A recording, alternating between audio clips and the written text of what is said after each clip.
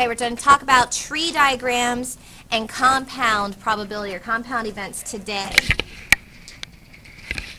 Now, tree diagrams, it's a very simple idea.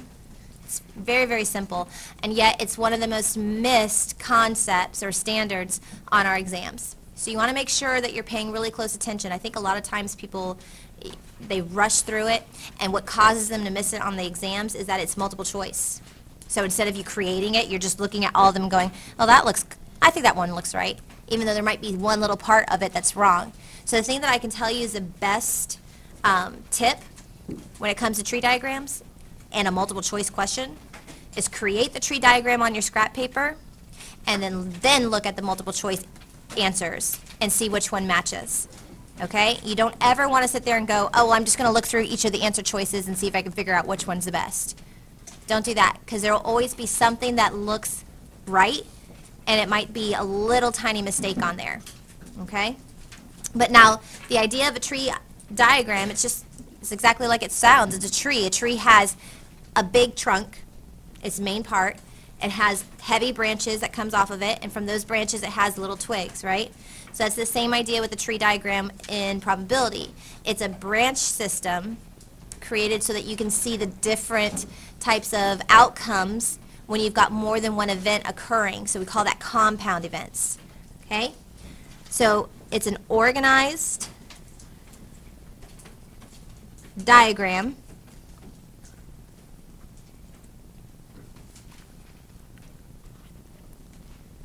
used to represent a sample space, and a sample space is basically all possible outcomes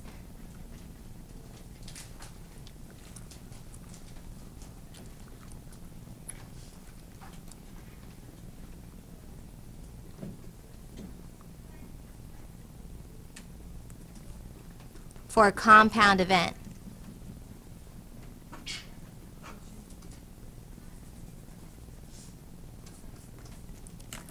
And compound event, I'm going to go ahead and put this in parentheses here in blue.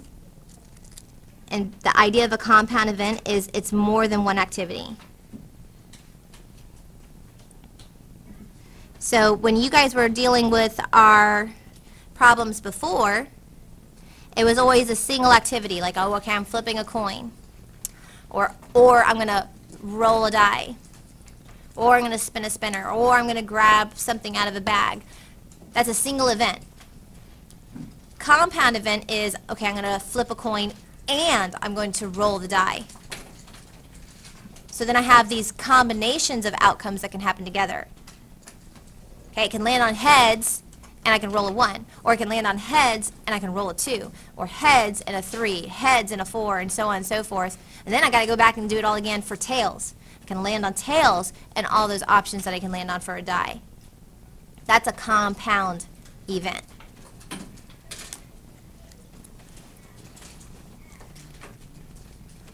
And you guys actually, you see compound events or compound probability all the time.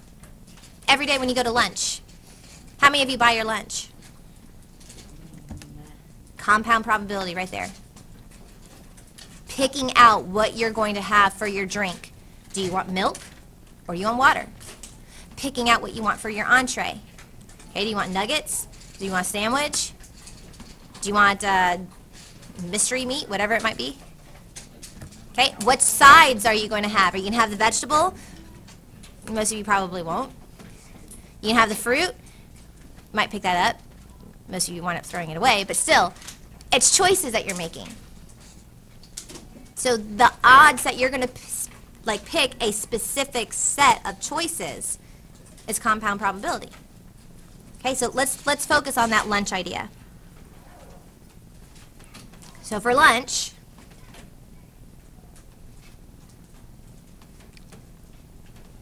you can have milk or water.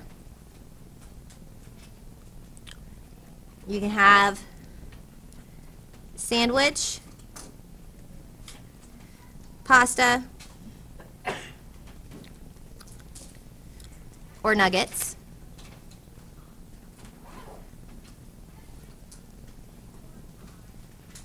And for a side,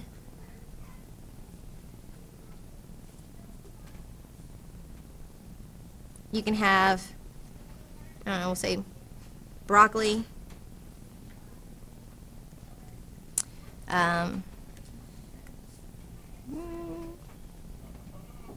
carrots,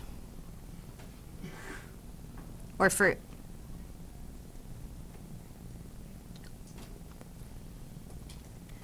Okay, so we're going to make a tree diagram.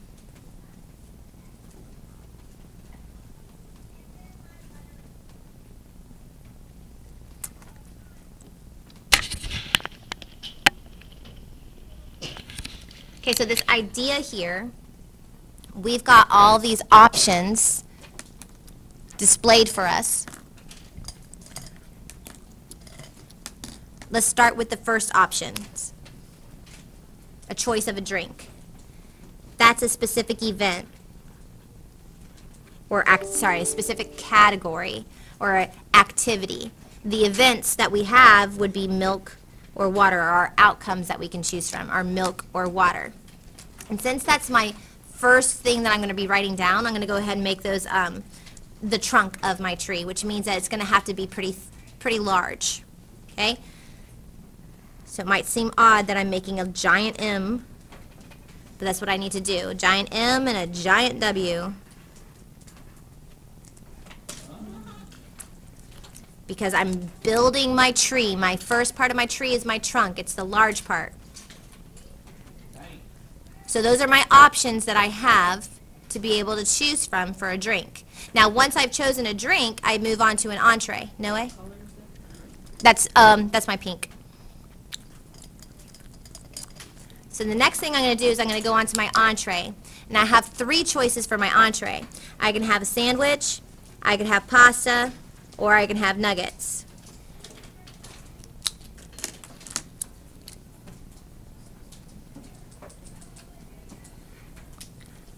That means from my trunk, I'm going to have 3 branches coming off of them.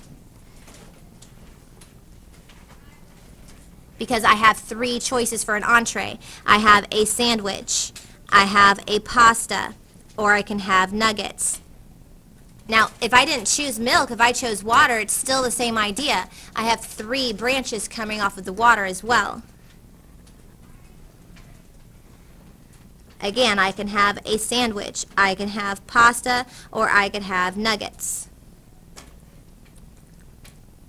Now, I'm still not done though. Because on top of that, I also have choices for my sides. So I can have a side of broccoli, carrots, or fruit.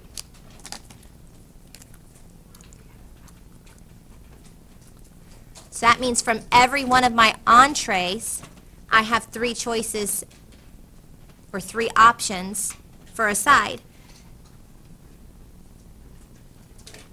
Broccoli, carrots, fruit. Same thing from here. Broccoli, carrots, fruit. Same thing from the nuggets. Broccoli, carrots, and fruit.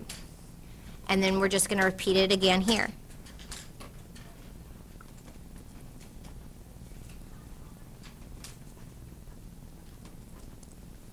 And what this is doing is it's mapping out all the different possible outcomes that I could have of a drink with an entree with a specific side. Okay, just because I choose milk doesn't mean I have to choose a sandwich and that I'd have to choose broccoli, but that's just one option that I have. I could choose milk, sandwich, and broccoli, or I could choose milk, sandwich, and carrots, or I could choose milk, sandwich, and fruit. And the list just keeps going on, but not forever. How many different combinations of outcomes do I have here?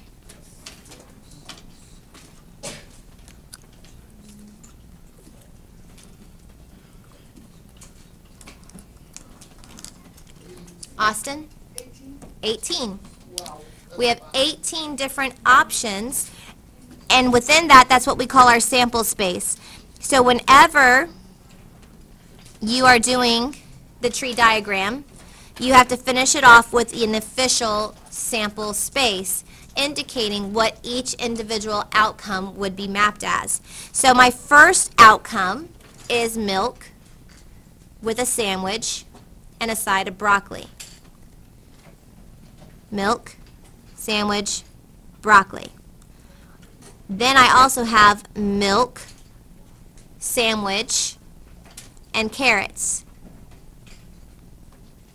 Then I've got milk, sandwich, and fruit. Now for some people, when they're making these outcomes for their sample space, instead of going forward, they like to work backwards so that they can see, okay, hey, I'm finished with this broccoli, I'm finished with this carrot, I'm finished with this fruit, which means now I'm finished with this sandwich. So they put a check mark. Does that mean I'm finished with milk? No, because now I can go from milk to what? To pasta. And from pasta to broccoli, okay? So I now have the option of milk, pasta, and broccoli. Well, now I'm done with that one. Well, I still have milk, pasta, and carrots. And now I'm done with that one. And then I have milk, pasta, and fruit. Now I'm done with that one. Okay, that means I'm now done with pasta. Am I done with milk? No, I still can do what? Nuggets. So then we're going to keep going. So we have milk, nuggets, and broccoli, milk, nuggets, and carrots, milk, nuggets, and fruit. So I'm done with all three of those. I'm done with nuggets. Am I done with milk? Yeah, because every one of these things within the milk category has been chosen. So now I move on to what? To the water. Okay, and you just repeat all of that again until all 18 of them in your sample space have been written. Okay, so we've got water, sandwich, broccoli, water, sandwich, carrots, water, sandwich, and fruit. So now we're done with the sandwich. Then we move to water, pasta, broccoli, water, pasta, carrots, water, pasta, fruit. Broccoli, carrots, and fruit are done for the pasta. And then we finish it off. Water, nuggets, broccoli, water, nuggets, carrots, water, nuggets, and fruit. All of that's done, so water has been finished as well. Just a little checking system. And that's the list of your sample space. And using that list, you can then go ahead and make a probability. So if I were to ask you, hey, what is the probability that you're going to choose milk and fruit? So I'm only worried about milk and fruit. So now I look back at my list and I go, okay, hey, in order for me to have milk and fruit as an option, I'm going to look back here and go, okay, is this milk? Yes. Is there fruit? No, so that doesn't satisfy it. So you keep looking until you find one with milk and fruit, which happens to be number 3. Number 3 has milk and fruit. Number 6 has milk and fruit. And number 9 has milk and fruit. Is there anything else with milk and fruit? No. So that means there's 3 choices out of how many total? Out of 18. So the probability that you would choose something that is milk and fruit is 1 out of 6.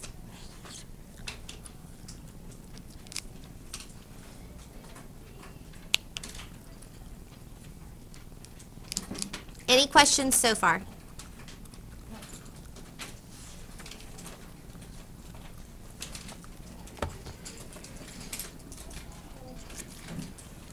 Rashawn? Huh? Yes.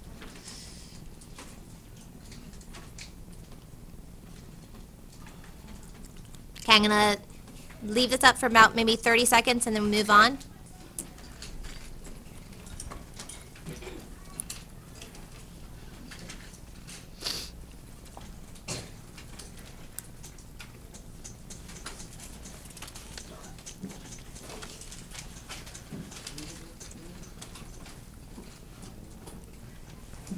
Now, because we're building these sample spaces, it's going to take up a lot of pages, unfortunately.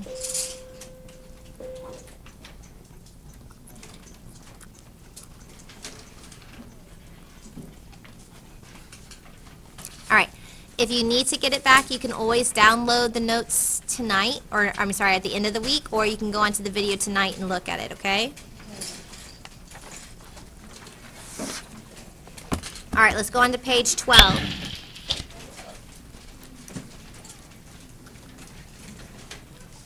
All right, so let's say that we have 3 students. We've got Brent, Hilda, and Saja.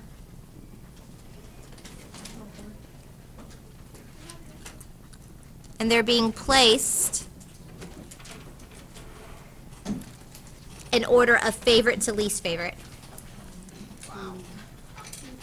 I never play favorites, ever. Unless I'm telling my daughter, you're my favorite. And then I tell my son, you're my favorite. Which we all know. All right. We're going to make a diagram.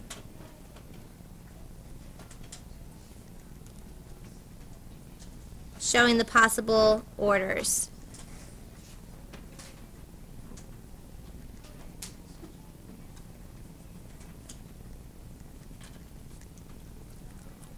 So in a situation like this one, it's not the same as the last one. The last one we had categories. We were like, okay, well, we have a drink option, then we have to have an entree option, then we have to have a side option. Here, I don't have categories split up like that.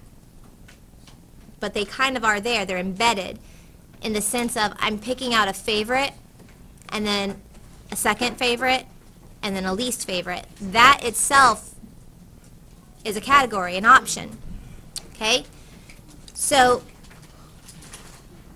my first pick, if I had to choose between the 3, my first pick has how many options?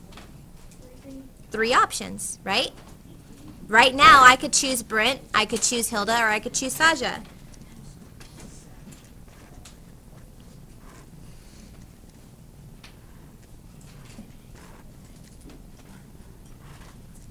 Okay, so all 3 of them have the possibility of being chosen right now. Now, once I pick one of them, and I have to move on to a second choice option, how many do I have to choose from then? Skylar? Huh? That's my pink. When I go on to my second choice option, how many students will I have to choose from then? 2. Because once I've chosen a first place favorite, I'm not going to choose them again, am I? It's kind of like, oh, hey, Alero, I choose you to be on my soccer team. That means that, Bryant can't choose Alero anymore because she's already on my team. So she's not available to be chosen by anybody else. It's the same thing here. Once I've chosen a favorite, I can't choose them to be my second favorite. So if I were to choose Brent to be my favorite, then I only have 2 options remaining as my second favorite. I could choose either Hilda or Saja. If I choose Hilda as my favorite, then I only have Brent and Saja to choose from. And if I choose Saja as my favorite, then I only have Brent and Hilda remaining. Now, I still have a third place pick, right? My least favorite. So once I've chosen a first pick, and then I've chosen a second pick, how many is left to choose for my third pick? 1 person. So if I've chose Brent as my favorite, and Hilda as my second, then that means Saja would be my least. Same thing for here. If I chose Brent as my favorite and Saja as my second, that means Hilda would be my least. And then so on and so forth. If I choose Hilda and Brent, Saja is my least. If I choose Hilda then Saja, Brent would be my least. Saja then Brent, Hilda would be my least. Saja then Hilda, Brent would be my least. So how many different possible outcomes exist in this sample space? Alicia? 6. Very good. So our sample space has 6 possible outcomes. Brent, Hilda, Saja. Brent, Saja, Hilda. Hilda, Brent, Saja. Hilda, Saja, Brent. Saja, Brent, Hilda. Saja, Hilda, Brent. That's the list of orders that I could put them in. Okay? Now, again, we can ask for specific probabilities based on that. So let's say that I want the probability that my favorite student is going to be Hilda.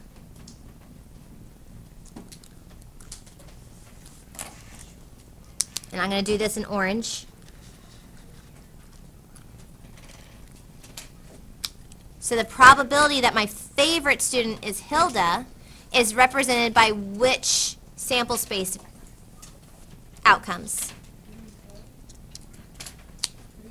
3 and 4. So sample space item 3 and 4 both list Hilda as my favorite. So that's 2 outcomes out of how many total? Out of 6. And always, always, always we need to what? Simplify it. So that would be 1/3.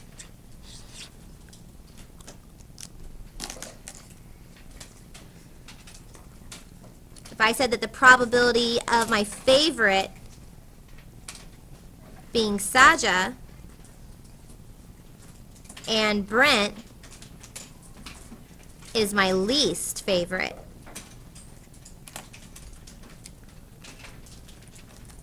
so we'll look for that one in blue.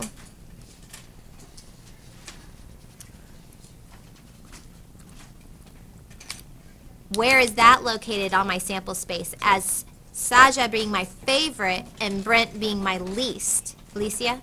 6. Outcome number 6. Very good. So outcome number 6, Saja is my favorite and Brent is my least favorite. Are there any others? No, because the only other one that has Saja as my favorite has Hilda as my least. The only other one that has Brent as my least has Hilda as my favorite. So there's only one specific outcome out of the 6. So the probability that that's going to occur is 1/6.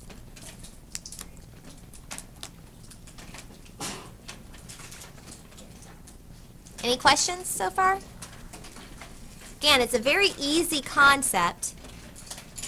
I think the thing that makes people mess up the most is just having to relate it back to a multiple choice question where it's been created for you and you have to decipher which one is the correct one amongst 3 false.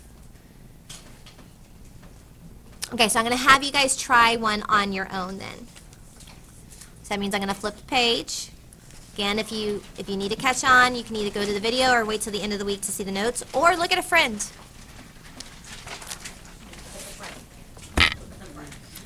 If you have friends. That was not directed at anybody. I'm just saying if you don't have a friend in here, you know, it's possible. I don't. Make a friend. What are friends? Make a friend. Kinston, maybe you might not have a friend, but you sure talk like you've got 1,000 of them. All right, you're going to make a tree diagram to order the letters in the word to. T W, O. So you're going to put them in order, make a tree diagram that shows the different ways that we can put those letters in an order. The word to. So it's kind of like what we just did with Brent, Hilda, and Saja.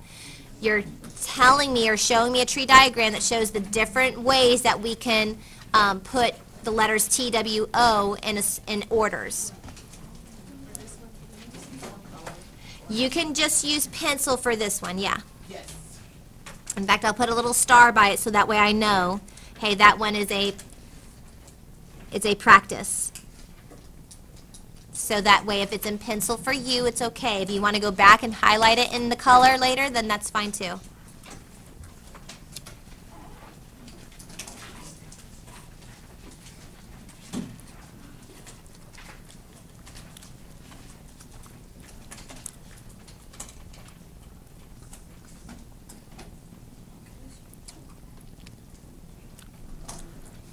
You still have like 10 minutes before class ends.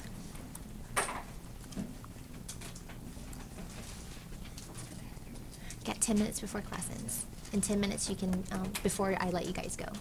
So in 10 minutes you can go.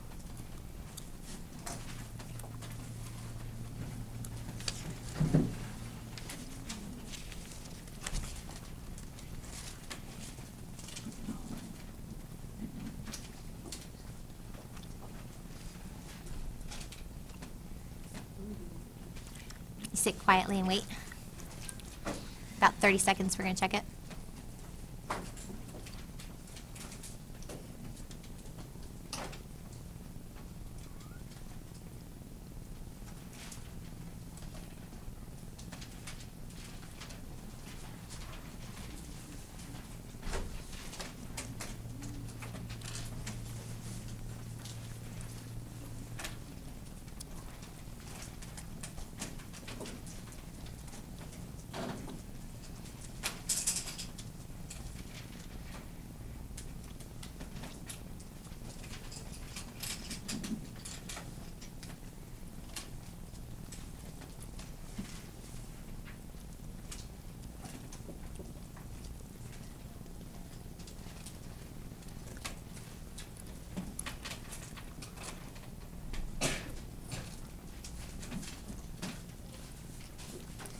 All right, Noe.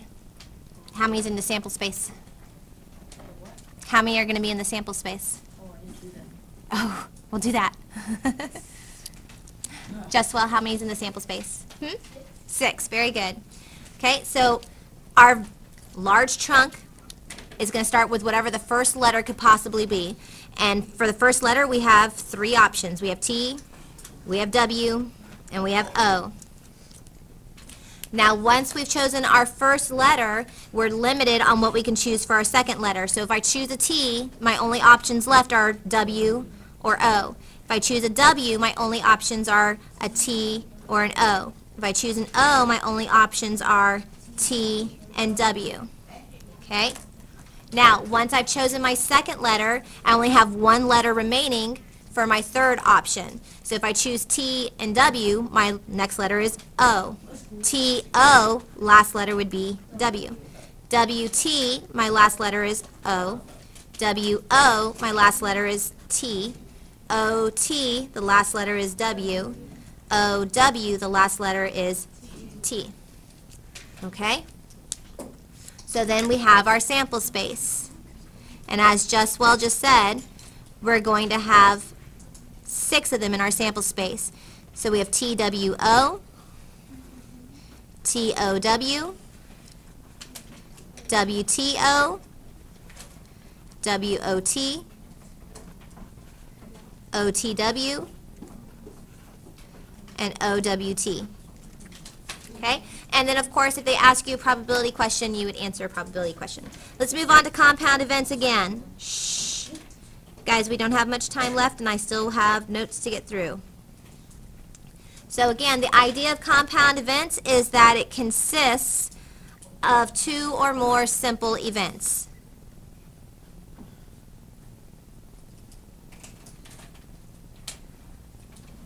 Compound events consist of 2 or more events, the simple events. Sorry, I should have put simple in there. 2 or more simple events. So, for example, 3 coins. If I have 3 coins, and I want the probability that all 3 of them are going to land on heads, that is a compound event because you have 1 coin, another coin, and a third coin. So you've got 3 simple events that you're going to be doing all together. So the probability that all 3 are going to land on heads, what do you think it's going to be? 1/3, 1/6. Anything else? Well, let's see what it's going to be. Most common answer before was 1/2. Why do you think most people said 1/2? Because heads and tails, right? And they're like, well, you got heads or you got tails, it's half. Nobody said the correct answer, so let me go ahead and tell you what the answer is going to be. So if I say, hey, coin 1, the probability that coin 1 is going to land on heads is 1/2. Then you've got the probability that coin 2 is going to land on heads. That is also 1/2. Then you've got the probability that coin 3 is going to land on heads. That is also 1/2. And what we do with compound probabilities, we multiply them. So if we multiply 1/2 times 1/2 times 1/2, we're actually going to get 1/8.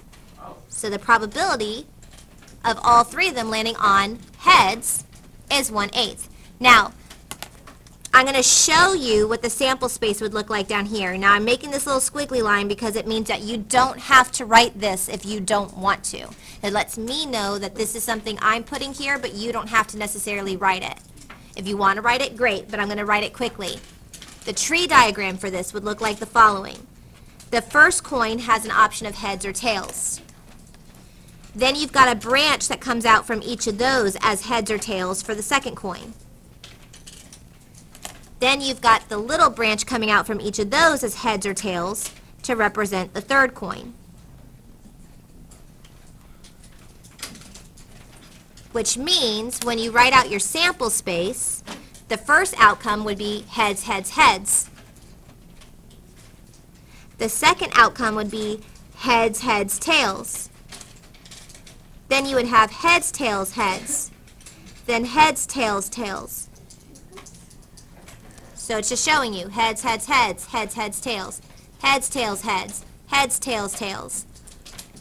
The fifth option now goes to the tails as a starter. Tails, heads, heads. Tails, heads, tails.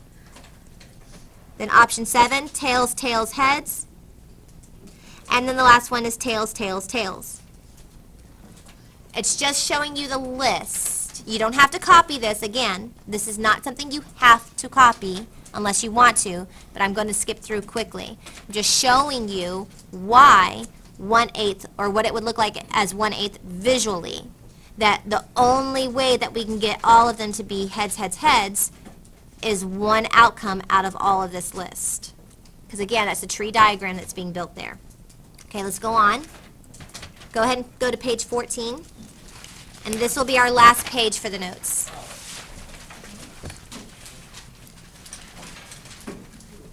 So let's say that we have a coin, a die, and a spinner labeled A, B, C, D. That means how many sections is a spinner? 4. Okay? I want the probability that it's going to land on heads, that it's going to roll a number that is greater than 4, and I'm going to get a consonant for my spinner. So heads for the coin, greater than 4 for the die, a consonant for the spinner. So let's split each of those up. Let's start with heads. This is my pink. The probability of heads on a coin is what? 1/2, right? One head out of 2 options. Now we're going to move on to the die. I want the probability that it's going to roll a number that's greater than 4. What numbers does that mean? The numbers 5 and 6. So how many numbers is that? 2. You have 2 numbers out of 6 numbers on the die. I'm not going to worry about simplifying it right now because I'm going to multiply it all eventually, and it'll simplify itself in my calculator. Okay? Then we're going to move on to the consonant. So spinning the spinner and landing on a consonant. Which letters are the consonants? B, C, and D. So that's 3 options out of 4. So then we just multiply those. We're going to do 1/2 times 2 over 6 times 3 over 4, and that's going to give us 1 over 8.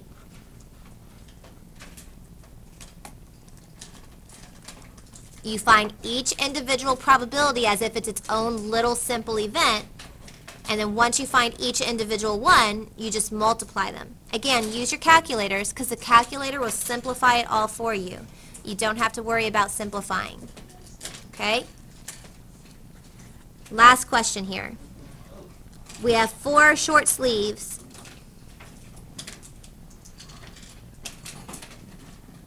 and 2 long sleeves.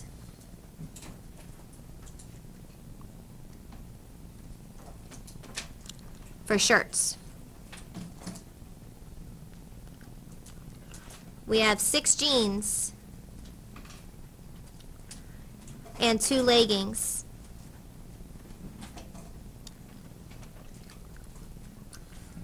We have 2 pairs of sneakers.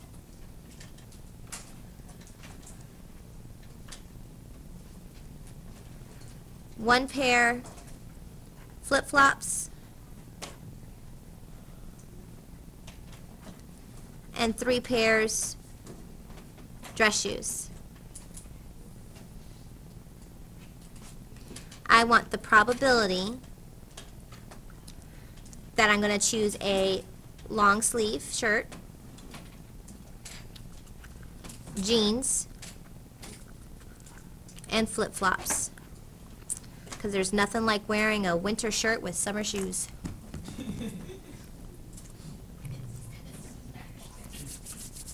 So because we're almost out of time, we're not going to have time to have you guys work on it by yourself and then go over it because we only have like 2 more minutes left.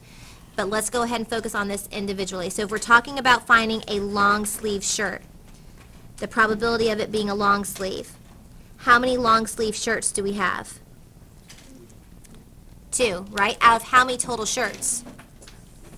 6. We're focusing on it right here, right? 4 short sleeve and 2 long sleeves. That means we have 2 long out of 6 total.